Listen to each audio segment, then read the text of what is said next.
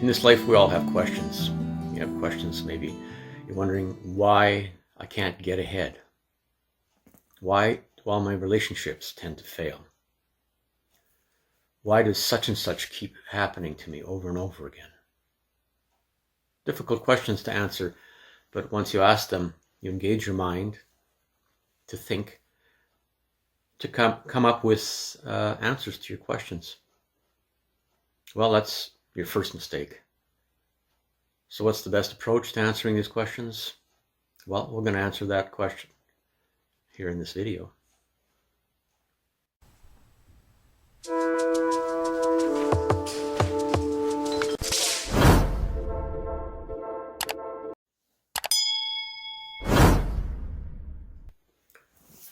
Yes, so when we ask those difficult questions like, why can't I be happier? Or why does this and that always keep happening to me? As soon as we ask those questions, we engage our mind to think up the answers. Thinking that that's the only way we can get an answer is through thinking. Now, obviously, our mind is a great tool and it can come up with many answers for practical questions. Question like, well, how many days till Christmas? Well, you can figure it out through thinking, looking at a calendar. But other questions can't so easily be answered by thinking. So if you do ask a question like, why can't I be happier? Or what would make me happier? Your mind immediately does go into action and starts coming up with various solutions. Now, when many of those solutions don't turn out to be the answer, your mind will come up with some self-limiting dialogue, which come through from self-limiting thoughts, and it comes up with the statement, I don't know. And at that point, the thinking mind closes the investigation. And if we accept that statement, we start engaging in self-judgment and come up with statements such as, well, I guess I'm just meant to be unhappy, or it's not possible for me to be happier. Well, this is just your mind talking. It's trying to hide from the fact that it doesn't have the answers to these types of questions.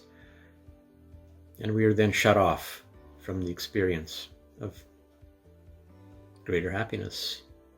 But the answers are always there. They're hidden in presence. Presence is always there. But the communication is blocked if we insist that the mind is the only vehicle by which we can get answers.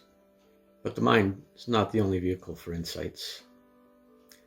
And if your mind does not come up with the answers, don't close the case. Just stop thinking about coming up with answers. And let's consider changing our relationship with the way we respond to questions. Try this. Focus on the question rather than the answer. Just surrender to the question and be open to accept the answer from an aspect of ourselves that knows no time. This aspect of ourselves is a witness to everything and has answers without the need to think. If you accept your mind's self-limiting statements and leave these difficult questions unanswered, you'll find yourself deflected from the present, and you'll continually be drawn back into problems of the past and anxiety about the future. Many stories will come to your mind, and these stories will lack authenticity. They can offer some mental understanding, but knowing requires mental, physical, and emotional experience. So ask a question and let the answer come. Now, the answer may come not necessarily at a time you wish, but it will come at a time when it's required. Anything that happens has a cause and effect relationship. And when you ask a question, it creates a causality. The question is the cause and the answer is the effect. One follows the other. This cause and effect relationship will play out as long as you don't terminate the connection with self-limiting dialogue and behaviors. So you're invited to take this approach to any questions that may arise on your journey inward. Answers will come, but be comfortable in knowing the answers without knowing the why. Because many of the answers will be drawing on experiences you've had from your past, often experiences you had in your childhood, possibly from many experiences that you've actually forgotten. And some of the experiences may be from a time when you actually had no mental concept of the experience. So your only access to these things is going to be through a felt perception, not mind-made things. So invite yourself to receive answers rather than trying to get them.